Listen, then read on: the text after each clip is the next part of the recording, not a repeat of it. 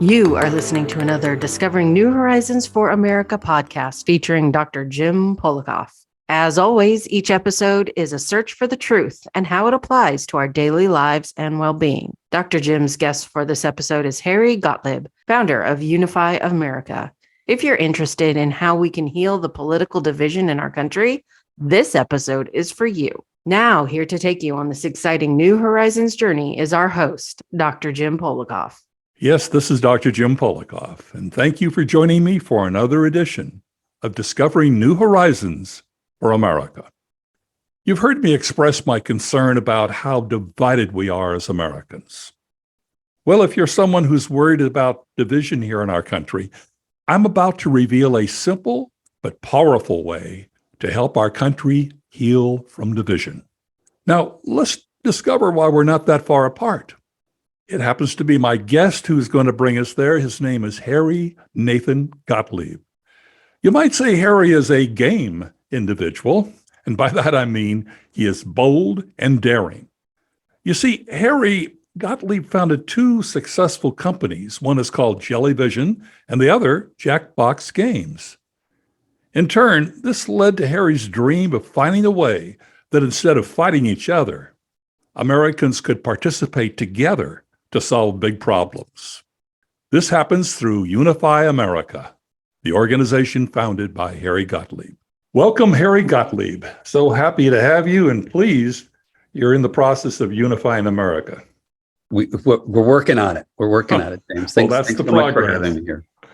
So before you and I get into the nitty-gritty of polarization, and our younger years had us going along the same path. You probably don't know that, but you were an educational filmmaker when you started out, and I used to make movies, producing, directing, and writing right around the same time period. So I just thought that was rather interesting. Great. So what caused you to get, move from filmmaking into interactive games?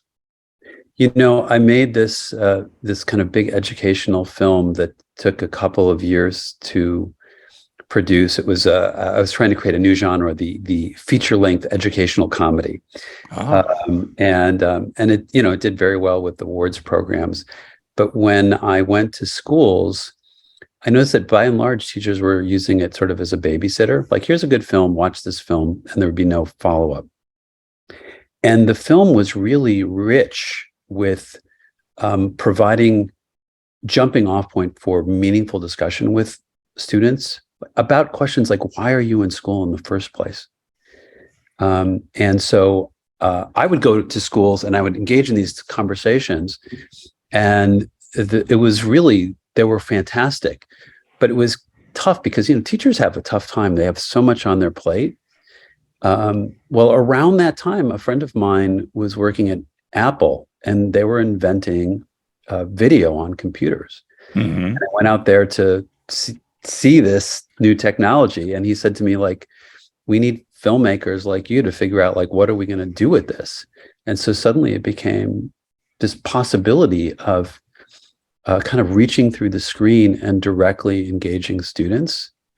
So that was really appealing to me from an educational perspective, that you can Apple was always advanced in what they were doing, so obviously so were you, and the two married together quite well, I'm assuming. Yeah, but that was why it was this opportunity to use filmmaking, video production, and combine it with the ability to interact with people through a screen at scale. And so then you decided the real money was in gaming, right? Or doing games. Well, not gaming per se, but games. It was less it was less money, because I was brought into games really reluctantly because I was very committed to education. But a friend of mine kind of kept challenging me. We created an educational game that was a quiz game to help students. Quiz students on young adult literature and sort of ask them these sort of interesting questions, not just like what happened, but asking them to make inferences and answer hypothetical questions and kind of get underneath the surface level of the text. And he's like, God, could you do a quiz program for adults for entertainment? And I'm like, I'm not interested in that. I'm like, well, I care about education. I don't care about games. And he just kept pushing me. And eventually I was living with my brother at the time. I'm like, all right, well, if we were going to make like a trivia game, and I don't like trivia games, but if we were going to make a trivia game, how could we make it funny? And we had this idea of like, what if we combined high culture and pop culture into the same question? Like, what if you needed to know something about Shakespeare and something about, Scooby-Doo to answer the same question? And what came out of that was a game called You Don't Know Jack, which is this kind of twisted trivia game. And using some of these skills of reaching through the screen, the host would ask these questions, like a voice would ask the questions. And if you got the answer wrong, the host would make fun of you, very specific to the answer that you gave. So it was, it kind of tied it into children, I'm assuming, like Scooby-Doo, so they would have a better, shall we say, reference to it. Well, the educational program, which was called That's a Fact, Jack, did. Uh-huh. The entertainment program for adults, You Don't Know Jack, didn't worry about it too much. It was meant for kind of 18 and up, although it turned out that it was so easy to play that kids as young as 7 and 8 years old were playing, and also folks in their 80s were playing. So it was really nice because it brought people together, and it's that experience helped me learn how powerful games can be in bringing people together to enjoy each other's company. And of course, you can layer into that learning. And all of that has factored into my career since. Well, that's interesting. So after being a successful entrepreneur, shall we call you, you launched Unify America in 2020. Of course, your goal was to reduce contempt and teach Americans to work together. But this game is far more challenging, right? Yes. You've got our political division in this country today. But I understand you first took the pulse of America. You began interviewing Americans in different parts of the country. What did you find? That we have, this sounds cliche, but that we have way more in common than otherwise. The question that I went on that trip asking was, are we really as divided as it seems? And I mean, the answer is no. We're just simply not. But we are, it's sort of like we're just looking at the wrong things.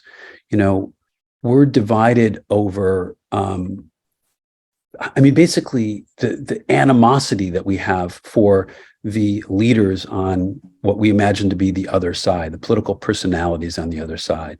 And in the best case scenario, we're divided over tactics. I'm for a border wall. I'm against a border wall. I'm for Medicare for all. I'm against Medicare for all. Mm-hmm. And we lose sight of the fact that when it comes to end results, we actually want the same thing. So I was administering and iterating on a survey on Americans, the goals that we share, or do we share? Do we have common goals? So things like, okay, we don't agree on Medicare for all, but do we all want a healthcare system that is high quality and affordable for everyone? Mm-hmm. Like, is that the end result we want to achieve? Well, way over 90% of Americans want that. So the border wall question, a lot of disagreement on a border wall, but it turns out that the majority of us, the vast majority of us, think we should be able to know and determine who is coming in and out of the country. Most of us don't want an open border. We want to have some control. So when you go through the various issues in the political sphere, if you ladder up, if you rise above the political personalities and above the tactics and say, what are the end results we want to achieve? It's like we agree on everything. I mean, it feels like we're at a beach and there is this beautiful sunrise in front of us, but we're turned around looking at the garbage can that's been kicked over on the beach and has spewed garbage on the beach and think that that's the totality of our reality. But that's a very interesting correlation. Now, within your website, the stated mission of your organization is to replace politics with problem solving. But I'd like to begin with the identification. What do you see are the problems today in America? Well, the problem that we're focused on is the problem of how we solve problems. So right now, the way that we solve problems can be broken down like this. Someone walks in the door with a solution. They propose a piece of legislation. A lot of people don't like that solution. And so the second step is there's a big fight about it. And the third step is we hope a compromise emerges that serves the common good. Of course, That is good luck with politics today, but anyway, please continue. Right. Well, that's, I mean, but that is a pretty accurate breakdown of how, not just how it is now, but how it has been since the first Congress. That is the political approach to problem solving. It is not a great approach. But right now, if you say, well, how else might we solve our problems without politics? That's like asking, what else might we breathe other than air? It's just not a question that anybody's ever been asked. But it turns out there is something else we could be doing. There is something else we could be breathing. And the other approach begins with, instead of beginning with, here's my solution, it's a border wall, or my solution is Medicare for all, you start by clarifying, what is the goal that we share? Like let's start there. Do we want to reduce violence? Do we all agree we want to reduce violence? Do we all agree we want to ensure the cleanliness and safety of America's air, land, and water? Do we want to make sure that those who are released with prison leave with the tools and opportunities they need to become productive citizens? By the way, these are all examples of survey questions from our program called the Unify Challenge, where citizens get together to talk about these things. Right, and I'm going to ask you about that, but basically you see the answer then to solving the problems is by basically being able to reach agreement on exactly what the problem itself is, and then obviously trying to discuss what the solutions are, correct? That's exactly right. You start the process very deliberately with what is our shared goal. And then the next step is, well, if we have a shared goal, we don't need to demonize each other. Now we're just talking about how to do it.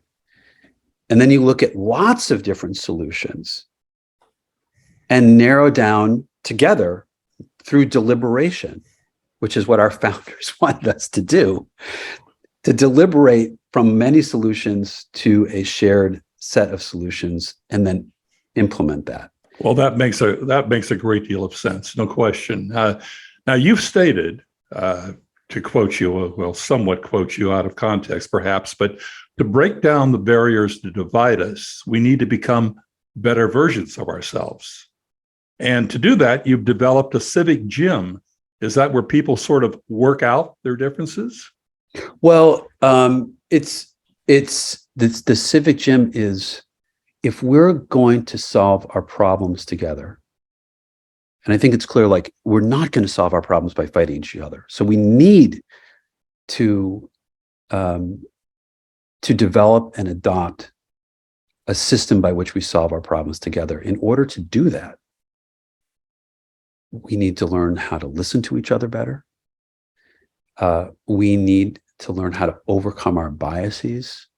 You know, many of your listeners may be familiar with things like confirmation bias, like the tendency to only see evidence that confirms our own point of view, but also recency bias. If there's a lot of crime in my area that I've heard of recently, well, crime is out of control, but really crime may or may not be out of control. Maybe just what you've heard recently. There's all these biases that cloud our thinking and that can get in the way of good decision making. So overcoming biases.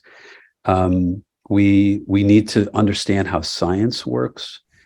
When we think about decision making, we need to understand how data works in terms of decision making. We need to understand that there are lenses when we are making decisions, civic decisions, that we are always going to be wrestling with, like things like the relationship between responsibility and freedom. I mean, that comes up all the time when we're making policy. So the civic gym is, how do we become better versions of ourselves? How do we become clearer seeing? How do we listen to each other better? How do we work together better? How do we make wiser decisions together. So I think we'll get to the next point. Does it now relate to the beginning of this Civic Gym? Is this where your Unify challenge comes in? I mean, it sounds a bit aggressive, but apparently, does it work well? Yeah, so let me explain what it is. It's we bring two Americans together in a video conference, match them ideally so that they're really different from each other. If we can match them so that they're politically different and they vote differently, that's sort of the ideal. But otherwise, people who are unlikely to have met each other otherwise, that's our goal. And then we give them a series of these survey questions that they go through together about goals for the United States. And in some cases, it may be even more specific, maybe goals for the state. We did the Unify Challenge in Colorado, and we had goals for the state of Colorado. And people who have different perspectives, just one-on-one in this video conference, answer these survey questions. But before they answer them, they talk about them. They have the opportunity to say, well, I agree with this particular statement, and here's why. And it's like, well, I disagree, and here's why. And often these are conversations that lead one side or the other to, if not change their point of view, at least deepen their understanding of the issue. And they're always civil. I mean, we've done, and to the other person's point of view as well. Understanding how someone feels and thinks is so important to ultimately getting to know them better, and then hopefully, if you've identified the problem, getting closer to the solution, correct? Yes, that's exactly right. I mean, we have to be able to talk to each other. It turns out it's not nearly as hard as we think. People are very nervous about talking to people who've got a different kind of voting history than they do. But you put two people together, we are built to get along in one-on-one situations without groups at rallies and people pushing us around, but just two people together. It's amazing how well people listen to each other, are respectful to each other. You don't really need to do much. You don't have to sort of scold people into doing the right thing. We sort of just do it naturally.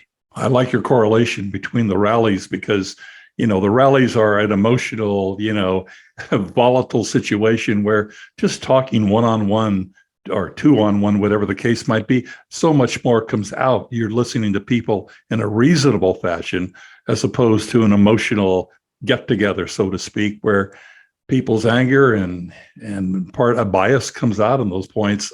So I'm curious, your organization reaches out to a variety of groups, ranging from, as I understand it, college classrooms to even church congregations. I mean, but I'm curious, and maybe you are doing this, but what about large companies? People in the workplace are terribly divided. So why not include a program for these men and women, your Civic Gym, for example? Perhaps employees, your companies would allow them to have a lunch break in which they can do this or participate in the Unified Challenge. Is that at all possible? Have you considered that? Are you doing that?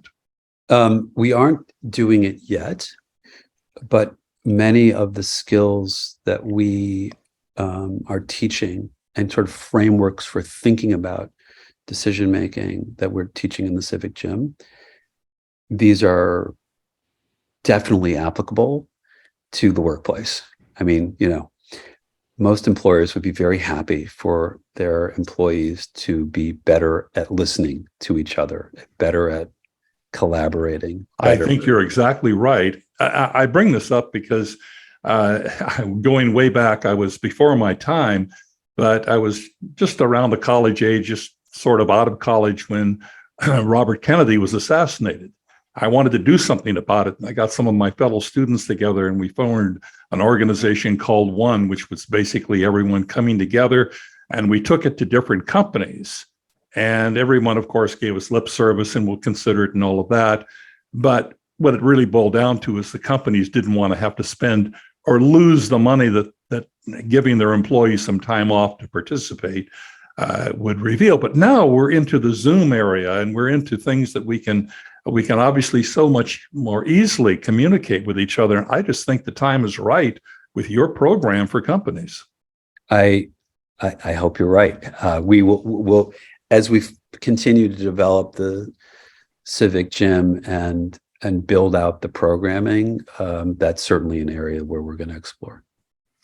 So a good point that I once heard you make is that, and you've made it again, people can solve problems better when discussions are less confrontational. Gun owners, I think, this could be, I think, an example. Correct me if I'm wrong, but people really don't want the government controlling their guns. And so what we should do about gun control, I think you're saying, is really not the question. The question is, what do we need? What steps do we need to reduce violence? Yeah, that's right. I actually piloted what is now Unify America in 1993. First identifying this problem of like, oh my God, what is going on here? We can't solve our problems. Like Reagan was shot 10 years ago and we're still arguing about gun control.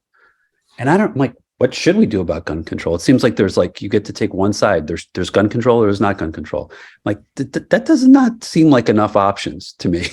Like it seems, so we ended up, a group of journalists and I, in trying to sort of uncover different solutions and understanding the problem better. We interviewed police officers, we interviewed gang members, we interviewed a woman whose son was shot and killed by his best friend at 10 years old because they got into a fight and there was a handgun available. We also interviewed a woman who was raped but had a handgun in her purse and was able to shoot her assailant before he murdered her. We talked to Gun Control Inc. We talked to the NRA. And there was so much nuance in the conversation that just was being completely lost. And no one was saying like, well, how do we give citizens the opportunity to look at what the possible solutions might be, the many possible solutions might be to reducing violence? But I have to say, at that time, I was thinking the question was, what should we do about gun control? But that was the wrong question because gun control is a tactic. Reducing violence is the actual goal. And so I mean, I don't think gun owners are any more interested in people being murdered by guns than anybody else. Well, you're absolutely right. And look at the recent case. It's so unbelievable that a first grader was able to take a gun to school and shoot his teacher. And we still don't know. Obviously, none of the facts will never come out, but somehow that kid got a hold of the gun and obviously he resorted to violence. So I suppose that I think you're just so spot on that rather than talking in terms of gun control, we talk about how do we stop the violence that's going on? And that's the truth with like you mentioned earlier, with the border wall and all of that. I think we all do have common ground. You're absolutely right. The other point you made that I want to ask you about is an interesting statement. When you win by 51%, everyone loses. So change the rules. The only way to win is to win together. My question is, how do we get there? Yeah, you have to change the way the game is played. I had this really fascinating experience in about 2002. I was on a jury. Have you ever been on a jury, James? You know, something for whatever reason, I never have. I always sort of wanted to, but it was always so much time involved and I was trying to run a business and all of that. But I wish I would have. You had a good experience, I hope. Yeah, I can't recommend it highly enough. It does seem like a real disruption, but it is I think the people who serve on juries more often than not really value their time. So I served on a jury and I sort of, I made sure I got elected as a foreperson of the jury so that I could help kind of orchestrate the process, because I'm like, as long as I'm doing this, I want to like kind of experiment with how this works. But regardless of what I was doing, what was fascinating is the jurors were deliberating the merits of both sides of the case, and people had strong feelings, but they still really listened to each other. And there wasn't this sense of, I must win my point of view. Like my point of view must prevail. And I think that was the case because the way that the game in a jury works is we either all win together or we all lose together. Because if there's not consensus among the 12 of us, we've all just wasted our time for the last X number of days or weeks. Nobody on a jury wants to be a hung jury. Like, right. What's interesting about a jury is you basically have to be involved as long as it takes to reach a decision. That doesn't necessarily happen in our politics today, but I think your point about a jury is so well taken. Well, it's if the way the game is set up is we all have to agree to win, or let's say in policymaking, it has to be a vast majority need to agree to win. It completely changes the way that people interact with each other. Mm-hmm. If juries were like 7 out of, if you get 7 people out of 12 wins, totally different ballgame. Everybody's interacting with each other completely differently and more politically. Can I get this person on my side? Because if I get that person, I'm good. And in our particular jury, it's a really interesting story. We were 11-1. And there was one guy who was a holdout. And this was a car accident. And I did not think this guy was the brightest bulb in the chandelier. In my head, I didn't say it out loud, but I'm like, all right, let's go through the process. Why don't you explain how this car accident happened? Because like the rest of us are convinced that it happened a certain way. And I had like a milk carton and a salt shaker on the table, and those were the cars. And I had him walk everybody step by step through the car accident, like moving my milk carton and salt shaker the way the cars were. And there was a certain point, he said, and then the cars like hit the back of the cars hit and went off into different directions that way. And I said, okay. And now this is where I'm like, okay, this is where it falls apart. It's like, because there's no damage on the back of the cars. But just for kicks, let's go look at the pictures again. And the pictures, by the way, were photocopies, Xeroxes of pictures. And so they were not very good. So we all got up and looked at these pictures. And sure enough, there were matching crash marks,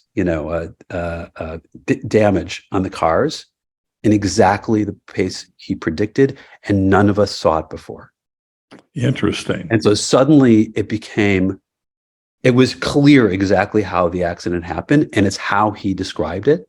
There was no other way for it to be any other way. And so it went from 1 to 11-1 to 12-0 in 5 minutes. 12-0. Isn't that amazing? And so it's really like the importance of, and if you don't have it where you need to come to like consensus or at least a very broad agreement, if there's a lot of people, then you don't have everybody continuing to listen to each other. So that's how you can change the game. You set up the structure where we have a shared goal, and a vast majority of us have to come to agreement, and then everybody listens to each other differently. Yeah, I think you made such a good point there.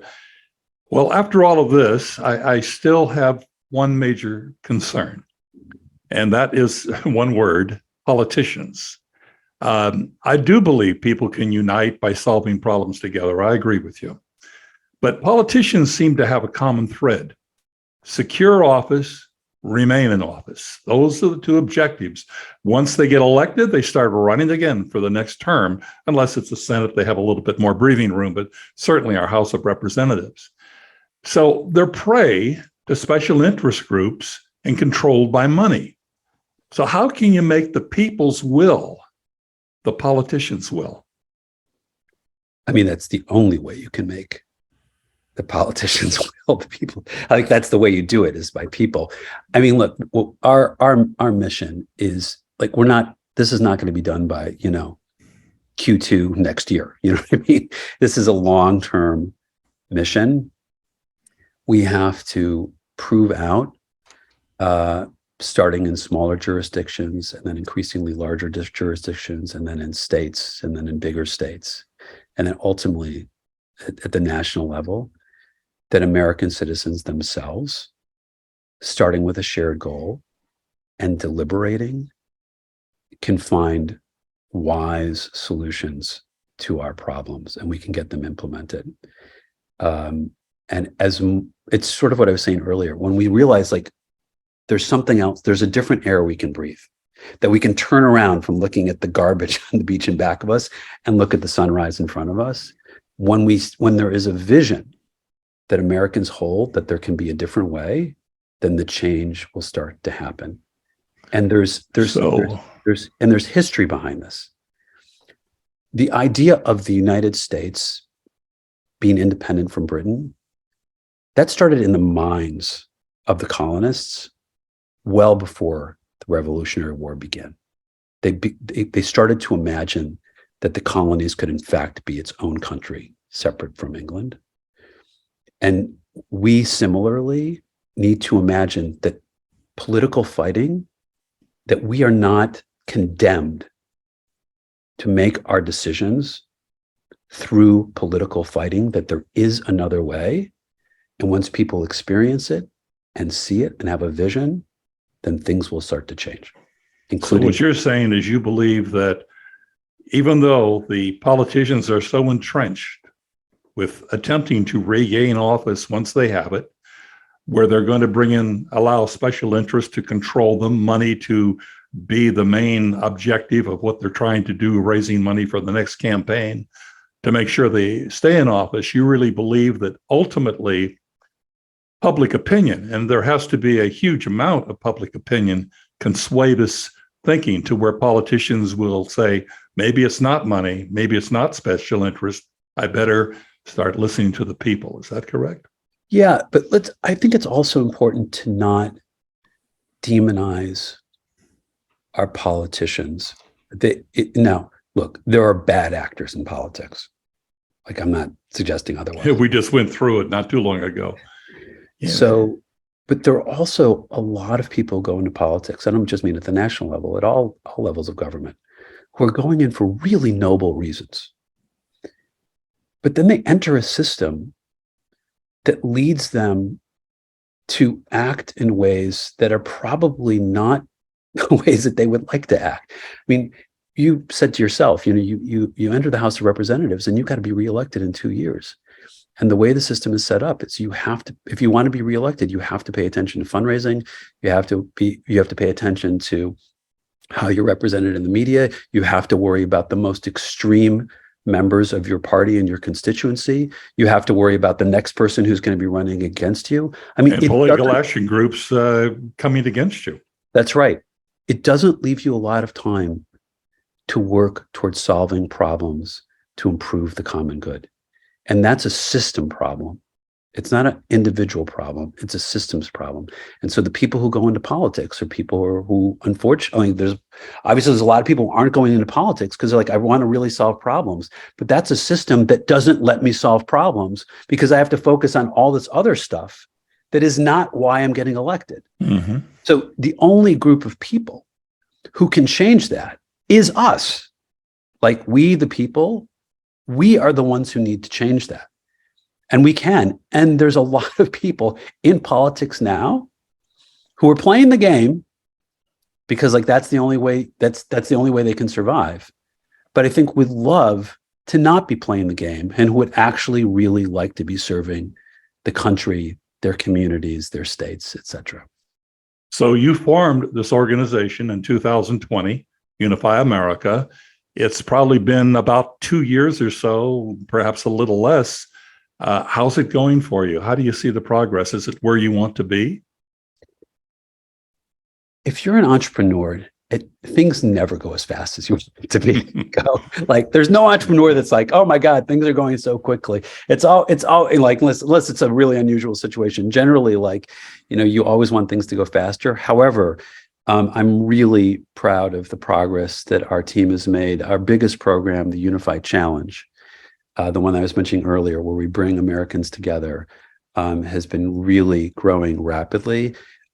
Very specifically, the place where it's had its most growth is among colleges. We have a nationwide college program. We call it the College Bowl. We have 50 participating universities, thousands of students who, kicks off next month, I think it's our 5th or 6th College Bowl. And students from across the country are matched with students from other universities generally who have different backgrounds, different sort of political ideologies, and they go through the Unify Challenge together. And they come out recognizing two things. One, wow, it turns out we mostly want the same things for our country. And secondly, even when we disagree, it can be a really good conversation, a meaningful conversation, a conversation where we can learn from each other. That's what people get out of the Unified Challenge. So we do that with college students. We also have open challenges that are open to anybody. Our next is on January 26th in the evening. I was going to ask you about the events that some of our listeners and viewers can access to become part of that, or at least understand your organization a bit better. Yeah, go January 26th. There's an evening program. February 1st, there's an afternoon program for the Unified Challenge. You can sign up on our website, unifyamerica.org. So do you do this online then? In other words, how do you access the actual event itself? Yeah, online. Yeah, it's a video conference. All right. So you click on a link and you're there. You click on a link and you're there, and you'll join a bunch of other Americans who sign up, and then we'll match you with somebody who's different from you. And there'll be some icebreaker questions so you can get to know each other, and then you'll go through the survey. And, it's about an hour, although some people are on there for a couple of hours or even longer because they're just really enjoy talking to each other. So yeah, that's the Unified Challenge. And then we have a whole other group of events that we are starting to launch, which you can also find at unifyamerica.org/events. Things about how to be a better active listener, learning how to overcome entrenched conflict, experiences getting to meet other people who are interested in solving problems together, learn a little bit more about our organization, but mostly for people to get to know other people who are like them, and that they're dissatisfied with the way things are frustrated because they don't know what they can do about it. And they can come to some of our events, and we can talk about some of the things that they could participate in to sort of move the ball forward. And they find out that they really have a great deal in common. I think perhaps that's one of the most important steps that you offer. Yeah, that's exactly right. And I think it's great that you're involving the youth, or college students in particular, simply because that's for years has been the least active voting group. And now you're getting these people involved, which I think is tremendous. And again, I really do think your program is at a point where you might consider taking it to companies. There are so much volatility and disagreements among employees. I think companies would welcome the fact that having people listen to each other can actually help their business. But that's my soapbox, whatever it may be. I want to thank you, Harry. This has been highly informative. I think you've given us such a common ground and a new approach to how we might be able to come together. So I really appreciate the information, and I do really appreciate your participation. James, thanks so much for having me on the program. It's been a real pleasure talking to you, and so appreciative of your interest in the work. Want to discover more information about Unify America and how to get involved? It's real simple. Visit our website, jamespolakof.com. That's James, Polakof.com. You'll also discover a variety of valuable resources on our website and other terrific New Horizons for America episodes. Again, jamespolakof.com. Now back to Dr. Jim. We're all acquainted with the highly popular stage play Hamilton. Well, Alexander Hamilton said, "Factions would ruin us. Political parties are the fatal disease." Yes, Hamilton foresaw the importance of a united nation, and I do believe Harry Gottlieb's Unify America has much to offer.